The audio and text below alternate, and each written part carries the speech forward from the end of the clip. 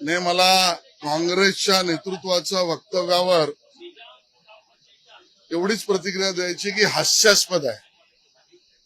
स्वबळावर लढण्याआधी काँग्रेसला मुंबईत बळ तर हवं, त्यांच्याकडे बळ नाही, रणांगणातून पळ आहे. त्यामुळे काँग्रेसला ना बळ आणि त्यांचा स्वभाव रणांगणातून पळ अशा स्वरूपाचा आहे.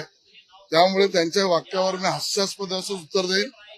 आणि राहता राहिला विषय भाषिक मुद्द्यावर चेनी थल्लाजींनी एकतर त्यांच्या प्रदेश अध्यक्ष काय बोलतात सकपाळ यांचं ऐकावं किंवा सकपाळ यांनी त्यांच्या प्रभारांचं ऐकावं.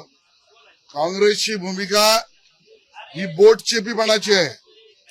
मराठी भाषिकांच्या बाबतीत पण बोटचेपीपणा आणि हिंदुस्थानी अन्य भाषांच्या बरोबर न राहण्याची आहे. आणि या सगळ्या घटनाक्रमामध्ये पुन्हा एकदा मी सांगतोय, महाराष्ट्र जिंकला, मराठी माणूस जिंकला आणि राजकीय दृष्ट्या भाजपच जिंकला. कारण कट्टर मराठी आमची भूमिका म्हणून अभिजात भाषेचा दर्जा ते परवाचा GR वरचा निर्णय महायुतीत देवेंद्रजींनीच केला. त्यामुळे मराठी माणसाची निष्ठा आम्ही नाही केली, कुठली प्रतिष्ठा. आणि बरोबरीने पर्यायी भाषा म्हणून अन्य भाषांचा पर्याय हिंदी सहित याबद्दलचा लढा, भूमिका आणि विचार भाजपने स्पष्ट मांडले.